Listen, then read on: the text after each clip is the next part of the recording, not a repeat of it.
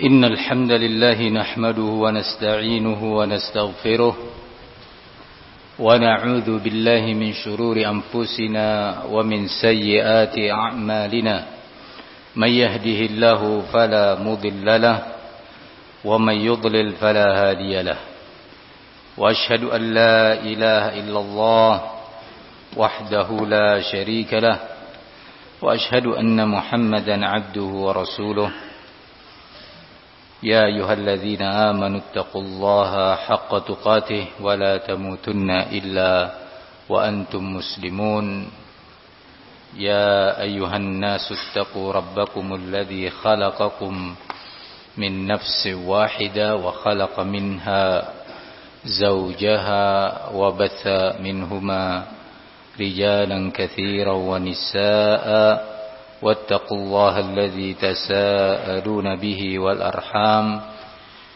إن الله كان عليكم رقيبا يا أيها الذين آمنوا اتقوا الله وقولوا قولا سديدا يصلح لكم أعمالكم ويغفر لكم ذنوبكم ومن يطع الله ورسوله فقد فاز فوزا عظيما أما بعد فإن خير الكلام كلام الله وخير الهدي هدي محمد صلى الله عليه وسلم وشر الأمور محدثاتها فإن كل محدثة بدعة وكل بدعة ضلالة وكل ضلالة في النار. أيها الحاضرون, majelis di sore hari ini kita kembali berjumpa melanjutkan majelis 2 hari yang lalu dengan tema atau tujuan mensosialisasikan dan sekaligus mengamalkan himbauan-himbauan waliul amr.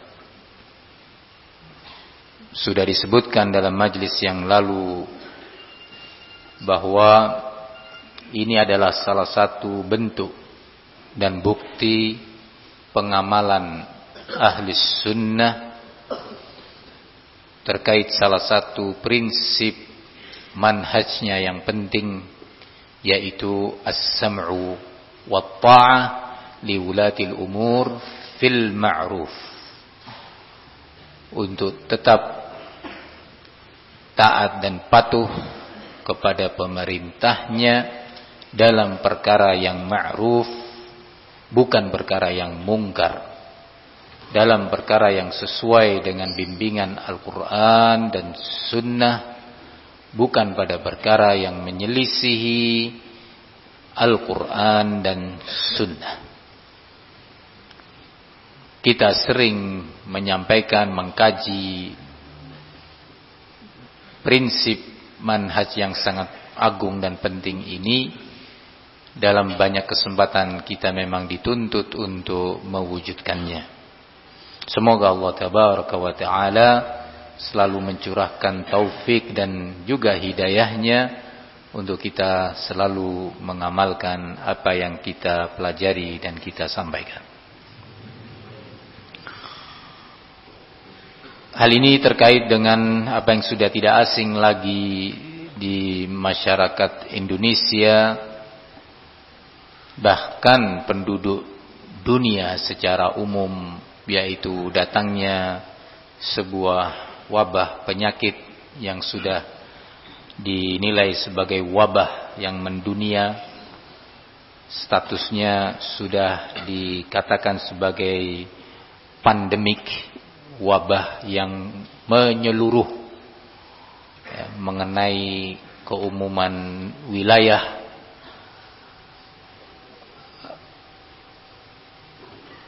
sehingga membuat banyak negara dan pemerintah-pemerintah di muka bumi ini benar-benar mengambil langkah-langkah, baik langkah antisipasi, pencegahan, perlindungan, maupun langkah pengobatan ketika telah tertimpa virus yang sangat mematikan ini.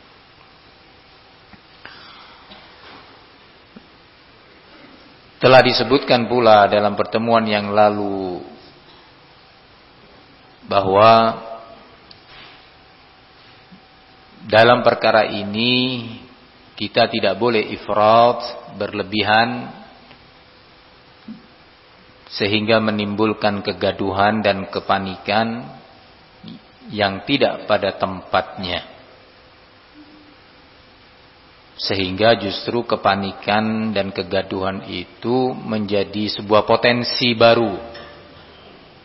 Semakin menyebarnya virus ini. Karena ketika manusia ini ditimpa kepanikan, ketakutan yang berlebihan, kesetresan yang bukan pada tempatnya, justru itu akan menurunkan daya tahan tubuh, daya lawan tubuh terhadap virus dan penyakit. Semua itu sikap ifrat akan teratasi yang pertama dengan ilmu tentang syariat, sehingga dia tidak berlebihan dalam menyikapinya, tidak berlebihan dalam bentuk mendahului ketentuan-ketentuan dan langkah-langkah yang telah digariskan oleh waliul amr. Karena dia tidak mengerti ilmu syar'i, akhirnya muncullah sikap ifrat, sikap berlebihan, keluar dari porsi yang semestinya. Nah, kedua, sikap ifrat tadi disebabkan oleh minimnya ilmu tentang kesehatan itu sendiri, sehingga dia panik melakukan langkah-langkah yang melampaui batas.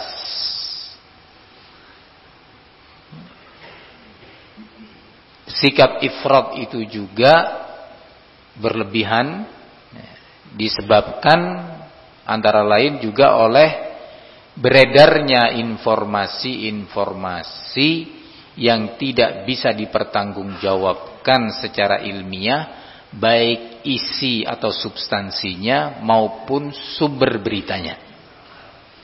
Sumber informasinya tidak bisa dipertanggungjawabkan ketika beredar di masyarakat, menimbulkan kepanikan, sikap ifrat atau berlebihan melampaui batas. Ini tercela, dilarang dalam syariat kita. Rasulullah SAW mengatakan halakal mutanatti'un, halaka al mutanatti'un, binasalah orang-orang yang berlebihan melampaui batas, tasyaddud, ekstrim. Nah. Inna hadzal dina yusrun falan yushadda ahadun ad-dina illa ghalabah. Kata Rasulullah SAW, sesungguhnya agama Islam ini agama yang mudah. Pengamalannya mengajarkan kemudahan, termasuk penanganan-penanganan seperti ini. Mengajarkan kemudahan-kemudahan, baik cara berinteraksi dalam kehidupan sosial kemasyarakatan, ataupun bahkan dalam urusan peribadatan itu sendiri. Ibadah dan segala aturan syariat Islam, pada dasarnya Islam adalah agama yang yusrun. Inna hadzal dina yusrun. Sesungguhnya agama ini, Islam ini agama yang mudah. Fala yushadda ad-dina ahadun illa ghalabah. Tidaklah seorang bersikap keras melampaui batas-batas syariat, ya, kecuali dia akan terkalahkan. Agama justru akan mengalahkan dia, hujjah alaih, bahwa dia berbuat kesalahan. Dan akhirnya enggak mampu dia melakukannya karena melampaui batas. Maka Islam pun mengajarkan, termasuk dalam menyikapi, menghadapi fenomena seperti ini. Fenomena apa? Al-waba, Apa itu al-waba? Penyakit yang sudah statusnya pandemik. Sudah disebut waba. Nah, waba adalah penyakit yang menimpa banyak orang, menyeluruh atau menimpa mayoritas wilayah. Dan ini sudah diputuskan oleh badan-badan terkait baik nasional maupun internasional. Kemudahan yang diberikan oleh Islam terkait tata cara ibadah sekalipun di masa terjadinya wabak, itu ada tata caranya. Maka kejahilan tentang hukum agama akan menyeret seseorang pada sikap tanattu' dan tasyaddud, sikap melampaui batas, jahil. Misalkan diumumkan oleh waliul amr terkait tentang hukum sholat Jumat, dihimbau kepada yang seperti ini begini, yang seperti ini begitu, seperti ini begitu, untuk tidak hadir di masjid atau dan yang lainnya. Di beberapa kondisi waliul amr memfatwakan berdasarkan bimbingan ulamanya untuk azan salat berjamaah disertai dengan ala sallu fir rihal. Ketahuilah bahwa salat kali ini lakukan di rumah-rumah kalian. Ada orang-orang jahil. Wah, ini enggak tawakal ini, masa ibadah dihentikan. Bodoh dia. Jahil dia. Apalagi mengatasnamakan agama, mengatasnamakan Islam, justru menambah dosa dia. Dalam Islam dikenal adanya kemudahan-kemudahan yang diberikan kepada hamba-hamba Allah. Terlepas yang sudah ma'ruf terkait hukum puasa, beberapa amalan dalam haji dan yang lainnya, termasuk dalam salat. Rasulullah menyatakan idza shtaddal harru fa'abridu bis salah fa inna shiddatal harri min fayhi jahannam. Jika cuaca panas ini sudah berlebihan, ada kondisi-kondisi betul-betul berlebihan, panasnya luar biasa, maka kata Nabi fa'abridu bis salah, tundalah solat, pelaksanaan solat berjamaah itu tunda sejenak sampai mendingin sedikit. Padahal salah satu sunnah yang ditekankan as-salatu fi awwali waqtiha, solat di awal waktu. Ada kondisi-kondisi tunda kata Nabi. Begitu juga bolehnya menjamak solat di saat hujan deras. Al-asl inna salata kanat 'alal mu'minina kitaban mawquta, bahwa salat itu adalah suatu kewajiban yang telah Allah letakkan dan batas-batas waktunya. Ada keringanan-keringanan. Salat harus dalam keadaan berdiri, sujud, ruku dan seterusnya, tapi di saat peperangan terjadi, di situ ada yang namanya salatul khauf. Dia enggak harus mengerjakan ruku dan sujud yang itu merupakan rukun. Kalau dilakukan pada kondisi sempurna, kondisi normal, orang enggak sujud sengaja, batal salatnya, enggak sah. Tapi ada kondisi-kondisi. Kejahilan tentang hukum-hukum agama akibat tidak thalabul ilmi, akibat sibuk sama dunia terus malas menghadiri majelis-majelis ilmu, akhirnya memunculkan fitnah. Dan ini mulai terjadi nih sekarang. Di masa wabah ini terjadi sekarang. Ada orang-orang jahil ya, yang berani berbicara. Ayyuhal ikhwah, tentu dalam majelis kemarin sudah kita singgung bahwa tidak ada peristiwa-peristiwa yang Allah takdirkan ini yang lepas atau kosong dari hikmah dan tujuan. Yang Allah katakan liyabluwakum alladzi khalaqal mauta wal hayata liyabluwakum ayyukum ahsanu amala. Dialah Allah yang telah menciptakan adanya kematian dan kehidupan ya, untuk menguji kalian siapa yang terbaik amalan kalian di saat kehidupan tadi dan saat kematian. Dalam kehidupan tadi yang Allah ciptakan banyak peristiwa-peristiwa terjadi. Hawadits, fitnah demi fitnah menimpa muka bumi ini. Siapa yang terbaik amalannya, terbaik akidahnya, tetap bertahan terbaik manhajnya, tetap terbaik akhlaknya. Dan siapa yang tergoda sehingga akhlaknya menjadi jelek, lisannya juga jadi jelek, manhajnya juga menjadi menyimpang, peristiwa demi peristiwa. Ayuhal ikhwah, maka tadi kita sebutkan bahwa kejahilan terhadap hukum agama akan melahirkan sikap ifrat, melampaui batas.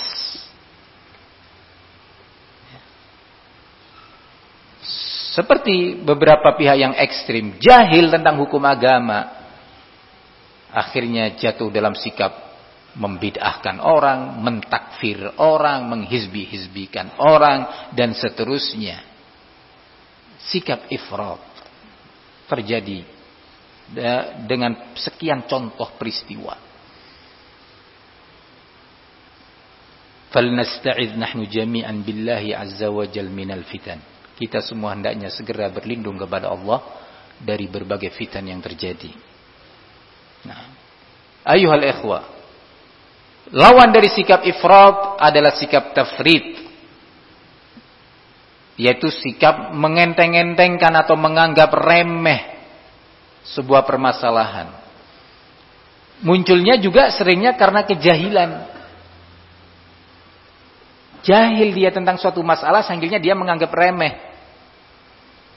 Atau dia menerima informasi-informasi yang tidak bisa dipertanggungjawabkan, baik substansinya, isi daripada informasi, ataupun sumbernya tidak bisa dipertanggungjawabkan. Akhirnya dia jatuh dalam sikap tafrid, ngentengkan masalah.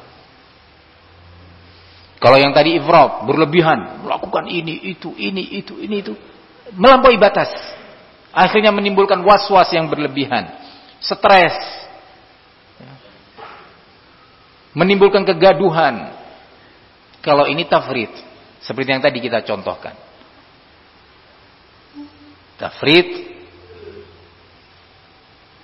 mengentengkan permasalahan sehingga tidak berusaha mengambil dan melakukan sebab-sebab yang mengantarkan dia kepada keselamatan.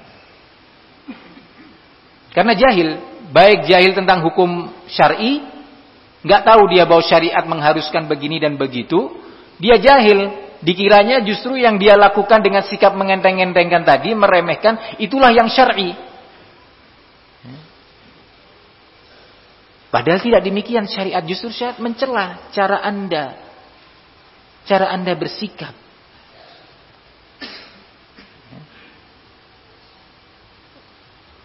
Barakallahu fikum.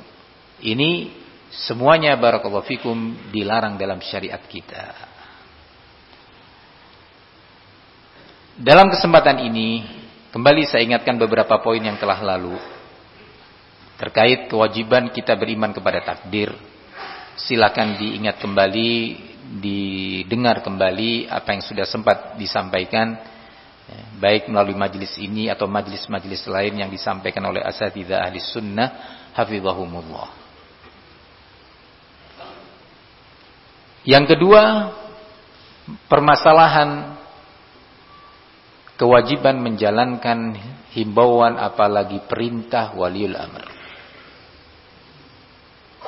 Yang ketiga, waspada dalam mencari atau menerima informasi.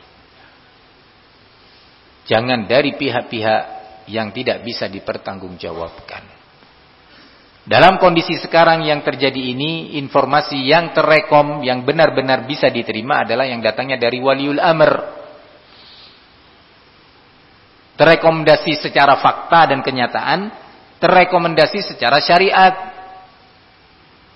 Yang kedua ini yang secara syariat adalah yang lebih utama. Allah mengatakan wa idza ja'ahum amrun minal amni awil khauf adza'u bih. Walau radduhu ila ar-rasul wa ila ulil amri minhum la'alimahu alladhina yastanbitunahu minhum.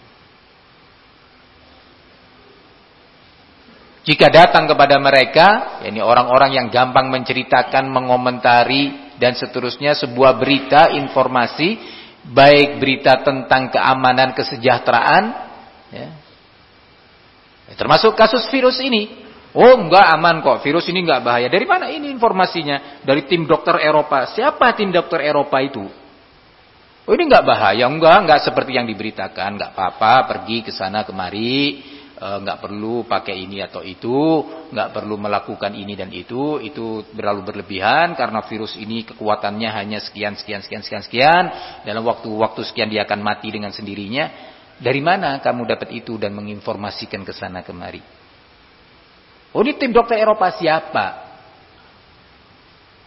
Bener. Jangan-jangan itu karangan seorang syaitan, baik syaitan manusia atau syaitan jin. Ya. Yang disebarkan. Maka dari itu penting di masa-masa seperti ini. Ya. Barakallahu fikum. Untuk seorang waspada dalam menerima informasi. Apa dan siapa? Apa isinya? Ilmiah enggak? Bisa dipertanggungjawabkan jawaban enggak? Siapa informannya? Al-mukhbir, sang pembawa berita. Semua itu dibimbing oleh Islam. Atau informasi yang berisi berita yang membuat umat ini cemas dan takut. Berlebih-lebihan. Cara-cara, langkah-langkah yang tidak direkomendasi oleh pihak yang berwenang. Sehingga dia panik sendiri, dia panik. Nah, mengambil langkah-langkah di luar bimbingan. Akhirnya dia tidak bisa berbuat apa-apa. Dan akhirnya semakin stres, semakin takut. Masyarakat juga demikian. Ini juga nggak benar. Kemungkinan pertama dan kedua tadi, itu sekarang lebih mudah menimpa siapa saja. Rijal maupun nisa, kabir ataupun saghir, pria maupun wanita, tua ataupun muda. Karena adanya alat-alat dan media-media yang memudahkan itu semua. Semua orang duduk di rumah dengan bisa dia duduk mencari. Nggak ada kerjaan, nggak baca Quran, nggak zikir, nggak memurojaah ilmu, sibuk dengan browsing. Akhirnya dia tidak tahu pembawa berita ini mu'minun taqiyun shadiqun, seorang mukmin yang bertakwa dan jujur, aw annahu fasiqun kadzdzab. Dia seorang fasik pendusta. Dia sudah tidak lagi mengindahkan apa yang Allah perintahkan. Ya ayyuhalladzina amanu in ja'akum fasiqum binaba'in fatabayyanu. Kenapa? Antusibu qauman bijahalah fatusbihu ala ma fa'altum nadimin. Wahai orang yang beriman, jika datang kepada kalian seorang fasik membawa berita. Fasik itu suka dusta. Fasik itu meninggalkan berbagai kewajiban-kewajiban yang Allah tugaskan kepada hamba-hambanya. Apa saja yang hukumnya wajib terkait ibadah, terkait muamalah, terkait akhlak, terkait akidah, yang hukumnya wajib dia tinggalkan, itu fasik namanya. Atau bermudah-mudahan mengerjakan larangan-larangan yang Allah larang atau Rasulullah larang. Dalam berbagai bidang tadi yang statusnya haram dikerjakan, maka dia fasik. Nah, kata Allah, kalau datang seorang yang fasik membawa berita kepada kalian, maka klarifikasi. Nah, sekarang yang ada di dunia maya ini, aktsaruhum fussaq.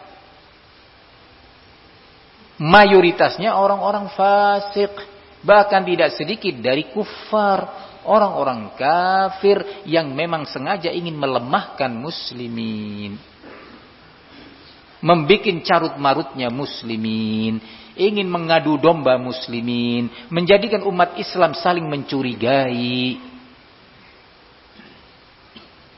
menjadikan umat Islam itu tidak harmonis lagi hubungannya dengan pemerintahnya, sehingga bisa dan mudah dibikin gaduh negerinya. Waspada. Nah, para suami, para istri. Para suami wajib mengingatkan para istri yang sibuk sama HP, browsing ini, browsing itu. Ya, hati-hati. Oh enggak kok, browsingnya cuma masalah agama. Browsing masalah agama ke siapa kamu? Ke ahli sunnah salafiyin atau ahlul bid'ah hizbiyin? Browsing masalah agama, sebentar lagi muncul iklan menginformasikan atau mempromosikan sebuah informasi yang ternyata itu hoak atau itu bohong atau itu berisi syubhat, berisi fitnah. Maka di masa fitnah seperti ini, cobaan dalam bentuk wabah yang bermunculan fattanun, ahli fitnah bermunculan, orang yang ingin yastaduna fil ma'il akir, orang-orang yang sengaja mengail di air-air yang keruh. Ya, bermunculan ini sekarang. Ini masa hendaknya mengingatkan kita kepada qaulin Nabi, badiru bil a'mal fitanan ka qita'il lailil mudlim. Bersegeralah dalam beramal, fitnah demi fitnah datang bagikan potongan malam yang gelap. Ibadah, salat dan yang lainnya, as-shaum, puasa dan yang lainnya, zikrullah, tilawatul Quran, dan yang tidak kalah pentingnya talabul ilmi. Ana ingatkan terus-terus talabul ilmi.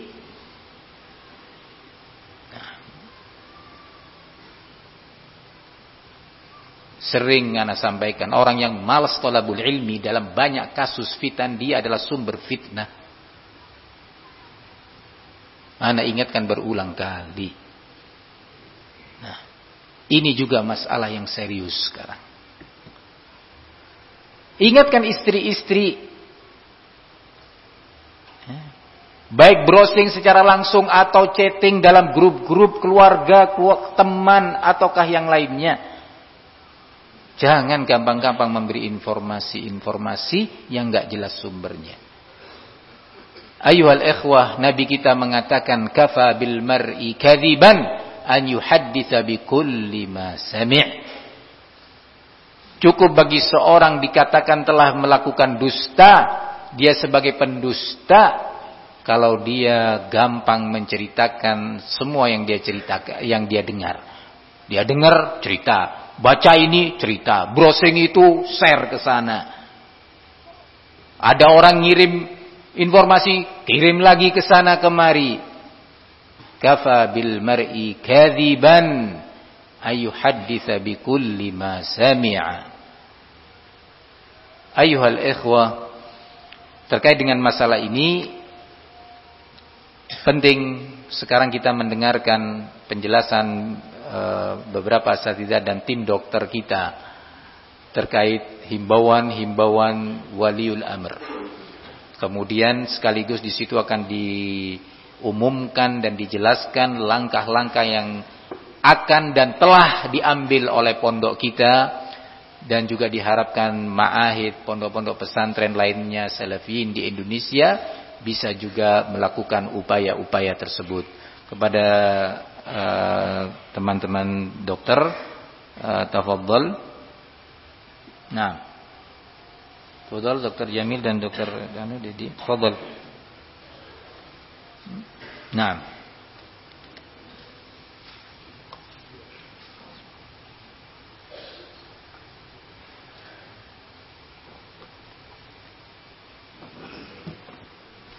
tafadhol. Atau pakai ini. Sini kok takut dekat sama ana. Sini, barakallahu fiik.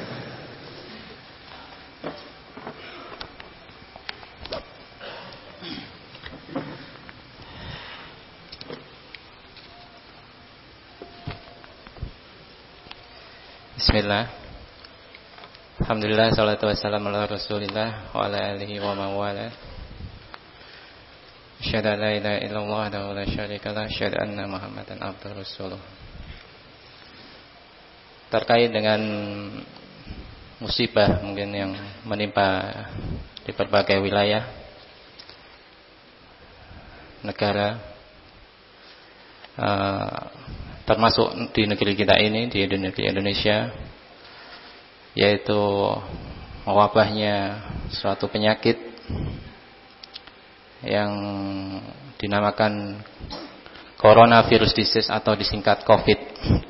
Disingkat COVID-19 gitu. 19 ya, karena sebelumnya penting dikenalkan, kalau yang di sini mungkin kenal, tapi ini karena diikutin secara nasional. Pembicara di sebelah ana adalah Dr. Dedi, spesialis anestesi, begitu dok?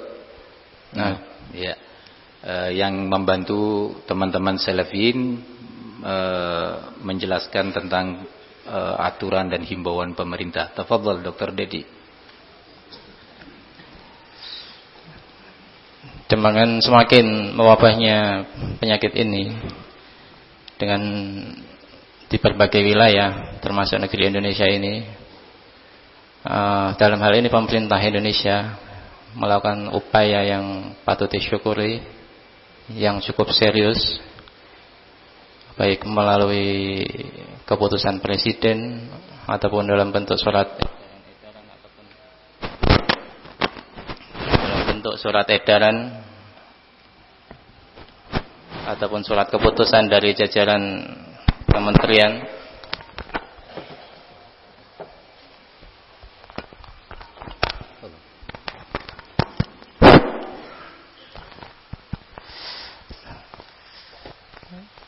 Yang ini suatu upaya yang sifatnya preventif, ya, upaya preventif, yaitu upaya pencegahan, yang dimana upaya pencegahan ini diharapkan dengan upaya pencegahan ini penyebaran penyakit yang sifatnya infektif ini, yaitu infeksi yang menyebar dari satu orang ke orang yang lain dengan berbagai wasilah, ya, dengan berbagai cara, dalam hal ini melalui kontak ataupun melalui dopat yang menyebar batuk, bersin atau sebagai macam cara yang sebagaimana nanti dijelaskan. Maka di sini ada upaya dari pemerintah untuk menghimbau, memberi himbauan kepada masyarakat luas. Dalam ini yang kita acu yaitu dari Kementerian Pendidikan, karena kita di sini melakukan suatu ma'had atau institusi pendidikan pondok pesantren yang di sini terlibat banyak orang dari berbagai asal, berbagai area, sehingga sangat mungkin sekali penyebaran virus ini bisa menyebar. Wah iya, bila mungkin ke tempat kita. Semoga kita berlindung kepada Allah dari musibah ini. Amin. Terkait ini dok, saya menyela. Tadi Dr. Dedi sudah menjelaskan bahwa upaya yang dilakukan oleh pemerintah tidak lepas sebagai upaya pencegahan sebelum datangnya penyakit menimpa kita atau negeri kita atau kampung kita. Penting di sini diketahui dan disertakan fatwa bahwa apa yang dilakukan oleh pemerintah, baik bentuknya pencegahan ataupun sudah penanganan, ya, adalah upaya yang sangat sesuai dengan syariat Islam kita yang indah ini. Telah ditanya Samahatus Syekh Abdul Aziz Ibn Baz rahimahullahu ta'ala dengan sebuah pertanyaan. Ma huwa al-hukm fi at-tadawi qabla wuqu'id da'? Beliau ditanya apa hukum upaya berobat sebelum terjadinya penyakit. Penyakit belum nyampe ke kita, ke kampung kita. Boleh enggak? Ini pertanyaannya. Kita semua sudah tahu bahwa at-tadawi, upaya berobat, adalah amrun masyru', perkara yang diperintahkan. Nabi kita alaihi salatu wassalam menyatakan tadawau ibadallah fa innahu ma anzalallahu da'an illa wa anzala lahu shifaa. Berupayalah kalian untuk berobat Wahai hamba-hamba Allah, perintah. Ya. Kata perintah dari Nabi, tadawau ibadallah. Hendaknya kalian berupaya untuk berobat, wahai hamba-hamba Allah, karena tidaklah Allah turunkan satu penyakit kecuali pasti Allah turunkan untuknya obat penawarnya. Jadi pertanyaannya, apakah at-tadawi qabla wuqu'id da'? Upaya berobat sebelum datangnya penyakit itu diizinkan? Syekh Abdul Aziz bin Baz menjawab, la ba'sa bit-tadawi idza khashiya wuqu'a ad-da' liwujudi waba' aw asbabin ukhra yukhsha min wuqu'id da' bisababiha. Fala ba'sa bi ta'ati ad-dawa li daf'il bala.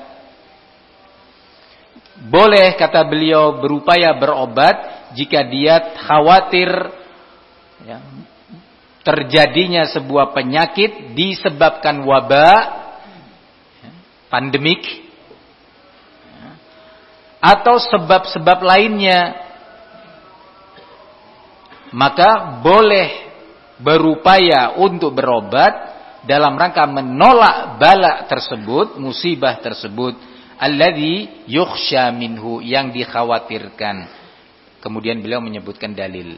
Liqaulin Nabi sallallahu alaihi wasallam fil hadits as-sahih, berdasarkan dalil diantaranya yang beliau sebutkan, man tasabbaha bi sab'i tamaratin min thumril Madinah lam yadurrahu sihrun wala sammun.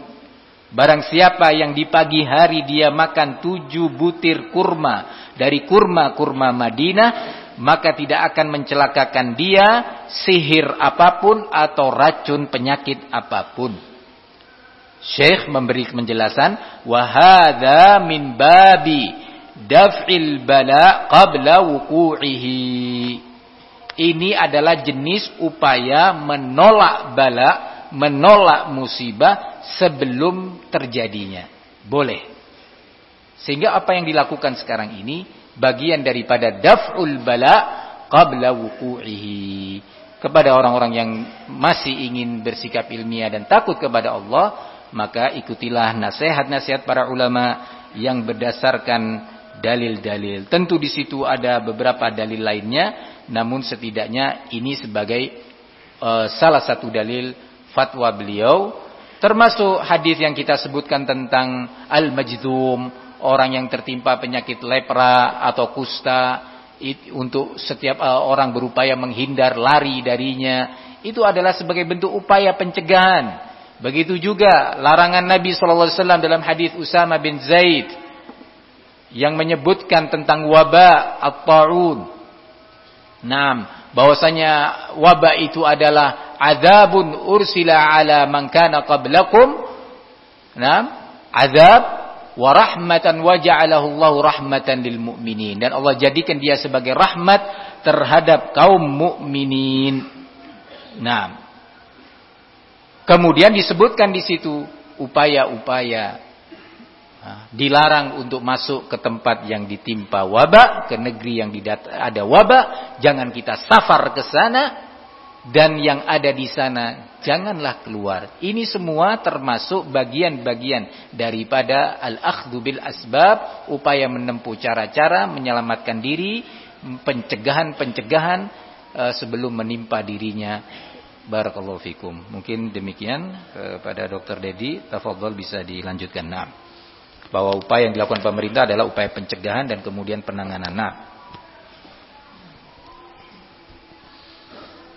Ya, mungkin lanjutkan lagi.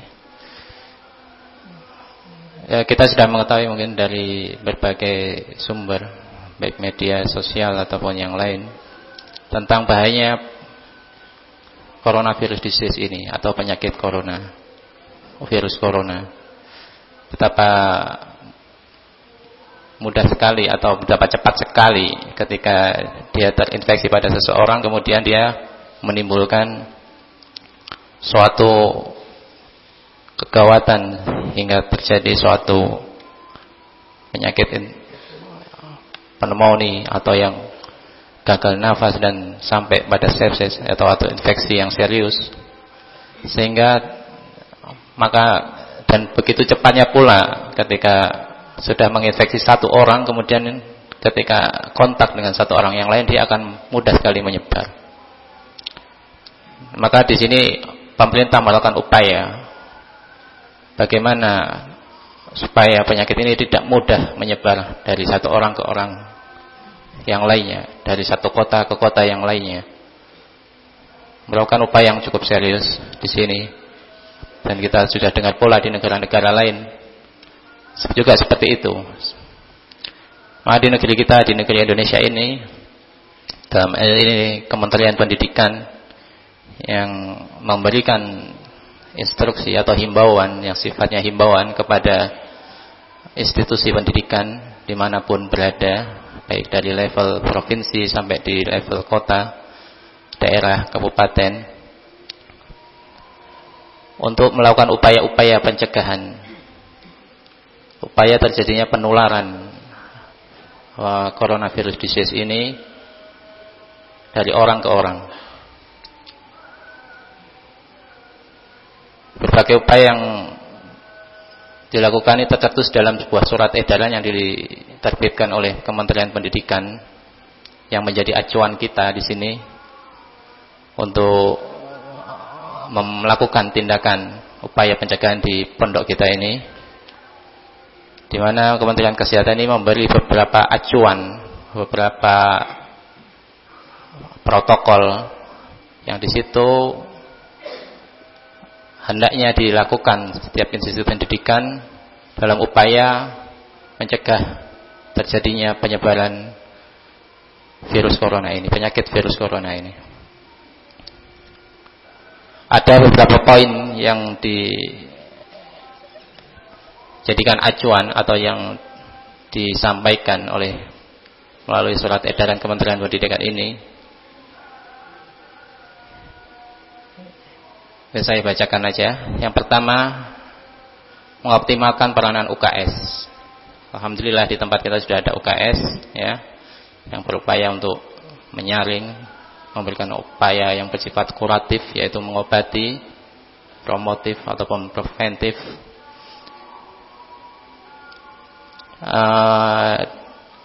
UKS itu singkatan dari usaha kesehatan sekolah, dengan cara berkoordinasi dengan fasilitas pelayanan kesehatan setempat dalam rangka pencegahan penyebaran COVID-19 atau coronavirus disease.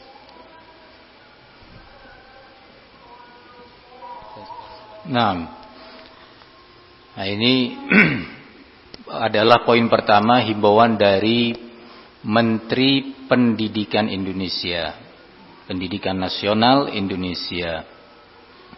Kenapa kita membaca ini? Karena kita termasuk salah satu satuan pendidikan yang terkumpul di situ banyak orang.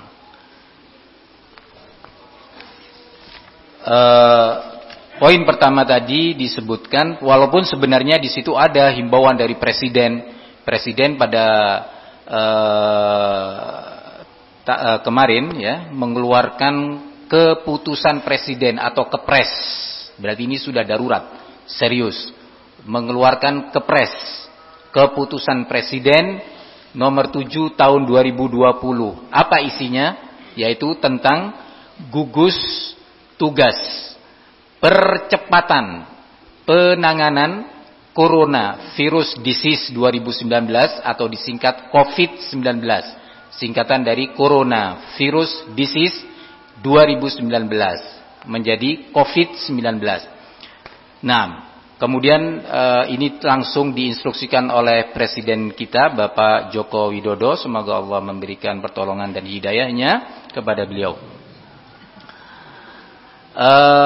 Ada sekian keputusan ya, dia panjang sekali, tetapi kita akan mengacu sekali lagi seperti dijelaskan tadi oleh Dr. Dedi kepada himbauan Menteri Pendidikan. Di situ juga ada himbauan Menteri Agama terkait beberapa tata cara pelaksanaan ibadah di tengah masyarakat.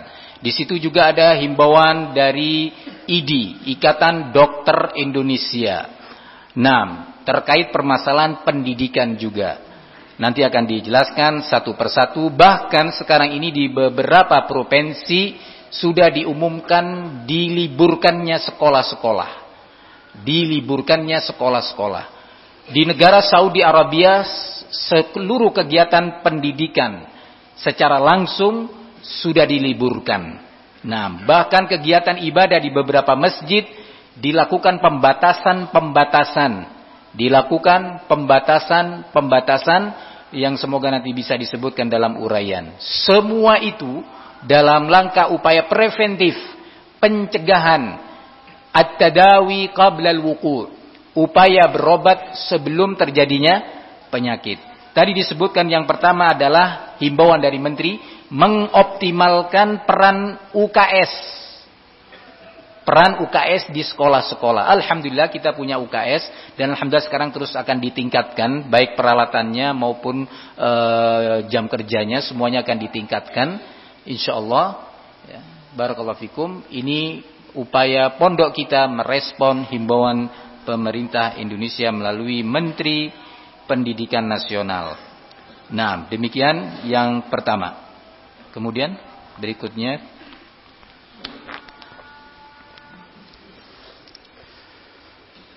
poin yang selanjutnya yang merupakan upaya pencegahan yang harus dilakukan yaitu untuk setiap institusi untuk memastikan ketersediaan sarana cuci tangan memakai sabun atau disingkat CTPS dan alat pembersih sekali pakai yaitu berupa tisu di berbagai lokasi strategis di satuan pendidikan. Jadi CTPS adalah singkatan cuci tangan pakai sabun. Ini dihimbau oleh pemerintah. Nanti teknisnya akan dijelaskan dalam poin berikutnya. Tapi alhamdulillah di Mahat kita sudah diupayakan. Di madrasah dan yang lainnya. Cara atau teknis melakukan CTPS. Cuci tangan pakai sabun. Bagaimana caranya? Berapa durasinya? Dengan itu, demi mempermudah hal itu, pemerintah menghimbau, kata Menteri, memastikan ketersediaan sarana untuk CTPS. Maka pondok mengadakan dan terus akan ditingkatkan jumlahnya. Tempat-tempat melakukan cuci tangan pakai sabun akan dipermudah di depan maksof. Di dalam maksof nanti akan ada proses disinfektan, penyemprotan, kemudian di masjid, ya, di kelas-kelas, di kantor-kantor akan dipermudah upaya CTPS. Maka mohon kepada teman-teman, dan ini terkait poin keempat sekarang. Kalau tadi sarananya, pondok sedang berjuang untuk mewujudkan dengan biaya yang cukup besar, biaya yang cukup serius. Nah, barakallahu fikum. Yang keempat mungkin Dok, memastikan bahwa poin yang keempat dalam upaya untuk pencegahan penyebaran coronavirus ini yaitu memastikan bahwa warga satuan pendidikan menggunakan sarana CTPS yaitu yang dilaksanakan dalam waktu 20 detik yaitu cuci tangan menggunakan sabun ini selama 20 detik dan pengering tangan sekali pakai sebagaimana mestinya dan perilaku hidup bersih sehat atau PHBS yang lainnya. Mungkin ini yang beberapa kali sudah kita lakukan dalam penyuluhan medis ya baik ke TA, madrasah, tafid ataupun takhasus juga pun TN upaya untuk penyuluhan tentang PHBS dan CTPS ini. Alhamdulillah sudah diupayakan. Jadi mungkin kita akan selalu murojaah ini dan kita akan praktekkan dalam keseharian kapan harus dilaksanakan cuci tangan pakai sabun ini. Mungkin nanti akan disampaikan lagi untuk diulang lagi penyuluhan ini. Dan kapan ada apa perilaku hidup bersih sehat yang lainnya selain. Jadi cuci tangan pakai sabun ini merupakan salah satu bentuk perilaku sehat. Perilaku hidup bersih dan sehat. Di antara perilaku hidup bersih sehat lainnya nanti juga akan dijelaskan. Jadi poin keempat, himbauan dari Menteri Pendidikan adalah terkait kita sebagai warga satuan pendidikan. Kalau tadi pengadaan sarana cukup ataukah belum cukup. Tapi yang keempat kitanya merespon baik enggak? Serius enggak melaksanakannya? Jadi dihimbau kepada kita sebagai ahlus sunnah melebihi yang lainnya. Kalau sudah disediakan itu, maka antum rajin-rajin melakukan CTPS tadi. Cuci tangan pakai sabun. Ya, pagi, kemudian nanti jam berapa lagi cuci lagi dengan penggunaan sabun secukupnya, ya. Begitu seterusnya. Jangan ogah-ogahan, jangan malas. Ya. Ingatkan temannya, ini termasuk respon at-tajawub, respon yang positif dari antum sebagai tulab wal ikhwal mutazawwijin. Begitu juga antum para mutazawwijun di rumah-rumah. Usahakan respon terhadap himbauan waliul amr, jangan didengar di sini kemudian tidak dilaksanakan. Di rumah dihimbau juga adanya CTPS yang cukup dan mendapat perhatian dari anggota rumah tangga, kita, istri dan anak-anak. Contohkan bagaimana caranya, antum tunjukkan bahwa antum serius di hadapan anak-anak. Ya. Barakallahu fikum. Ini himbauan dari pemerintah kita. Ya. Demikian. Selanjutnya. Poin yang kelima ya, yang dilakukan untuk upaya pencegahan, yaitu memastikan satuan pendidikan melakukan pembersihan ruangan dan lingkungan satuan pendidikan secara rutin, khususnya handle pintu, saklar lampu, komputer, dan papan tik atau keyboard, dan fasilitas lain yang sering dipegang oleh tangan. Ini sangat penting, poin 4 dan poin yang kelima ini tadi. Kenapa? Karena penyakit coronavirus ini menyebar dengan kontak langsung ataupun dengan kontak yang tidak langsung. Misalnya kita memegang sesuatu benda dan misalnya kita terkena coronavirus itu, nah itu bahaya. Kemudian dipegang, teman kita baru datang, kita baru udah pergi nih, pegang. Maka ada kemungkinan orang ini akan tertular. Karena sarana walaupun sudah kita tinggal 1 jam, 2 jam, lebih dari itu. Nah ini, maka di sini diupayakan upaya pentingnya membersihkan sarana-sarana yang itu banyak dipegang oleh tangan. Nanti akan buat beberapa kebijakan di mahat kita untuk beberapa area atau tempat yang ataupun fasilitas yang itu dipegang oleh umum untuk dibersihkan secara rutin atau berkala dalam upaya menghindari penyebaran virus ini. Salah satu pencegahan upaya untuk mencegah penyebaran virus.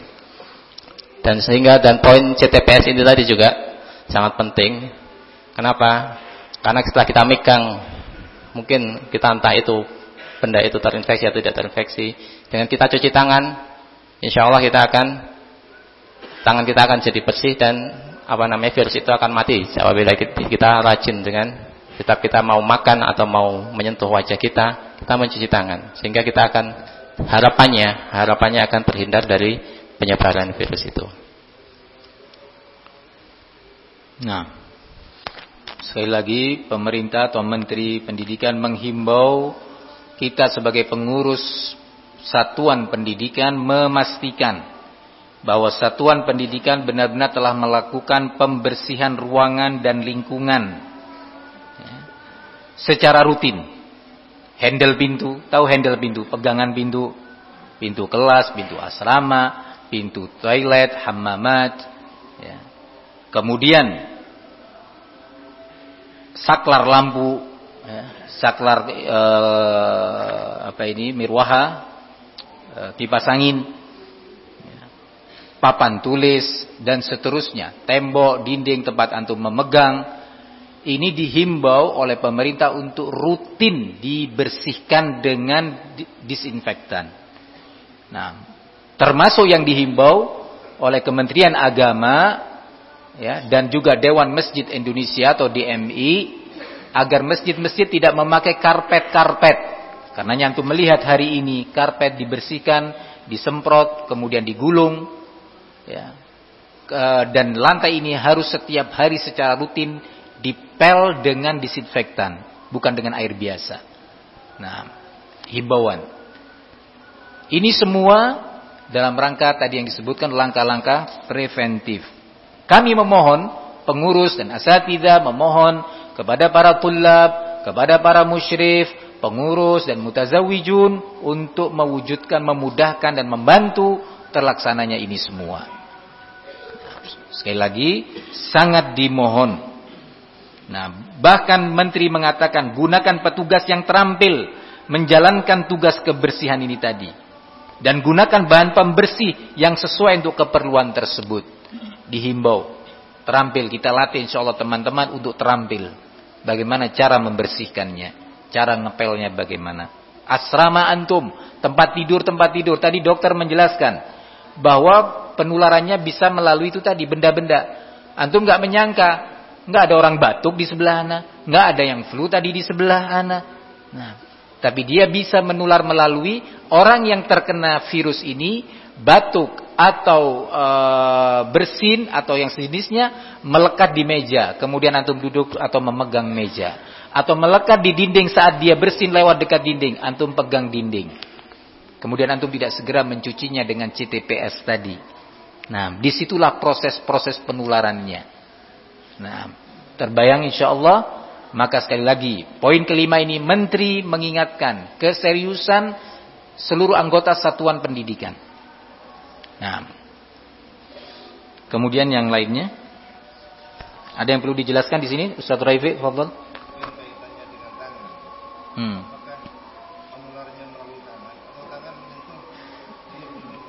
Fadhal dokter, silakan dijelaskan.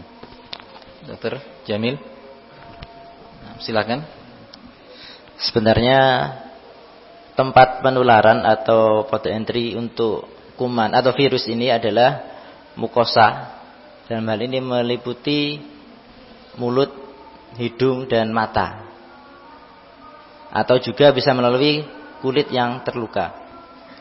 Jadi harapannya ketika antum semua mau memegang mulut, hidung atau mata, diharapkan melakukan cuci tangan pakai sabun atau menggunakan hand sanitizer, yaitu suatu cairan disinfektan juga. Jadi diharapannya penularannya itu akan terputus. Kalau luka contohnya? Ya, ada luka tergores atau luka di tangan, di kaki, di wajah. Atau di wajah, atau yang tukang cukur. Nah, itu ada yang kena pisau misalkan, itu potensi untuk masuk. Salah satu referensi menyebutkan seperti itu. Nah, ada yang perlu jazakallahu khair Ustaz Raifi mengingatkan masalah ini. Barakallahu fiik. Berikutnya, mau nambahkan sedikit mengenai cuci tangan. Sebenarnya di lembaga pendidikan kita yang terutama di MTP, jadi anak-anak yang yaumi sebelum masuk ruang kelas atau belajar, dia sudah dilakukan atau melakukan cuci tangan pakai sabun saat akan memasuki ruang kelas. Jadi dari rumah sebelum masuk kelas, santri diharapkan memang dilakukan atau melakukan cuci tangan pakai sabun. Dan alhamdulillah untuk mahat kita sudah dilakukan, Ustaz. Alhamdulillah. Jadi di mahat kita terkhusus tulab madrasah yang sifatnya yaumi atau kata orang umum full day, itu sebelum masuk kelas ketika awal datang dari rumah dia sudah diminta untuk melakukan CTPS, cuci tangan pakai sabun. Nah, alhamdulillah di mahat kita sudah dilaksanakan. Insyaallah mahat-mahat ahli sunnah yang lainnya melakukannya. Barakallahu fikum. Berikutnya kita mengakhiri dengan poin terakhir ini untuk siap-siap salat maghrib. Nah, ini beberapa poin ini saling terkait satu dengan yang lainnya. Yang poin 6, 7, 8 sampai beberapa poin berikutnya. Yang pertama, memonitor absensi ketidakhadiran warga satuan pendidikan. Dalam hal ini untuk ketidakhadiran yang karena sakit, terutama kaitannya dengan sakit pernafasan, baik itu flu, batuk pilek ya, panas dan lain-lain. Karena dengan itu akan dipantau ya, apakah dia sudah benar-benar sembuh atau masih sakit, sehingga diharapkan dia untuk tidak masuk, baik itu santri ataupun pengajar. Memberikan izin, yang poin ke-7, memberikan izin kepada warga satuan pendidikan yang sakit untuk tidak datang ke satuan pendidikan. Ya, baik, terutama ini dalam kaitannya dengan yang sifatnya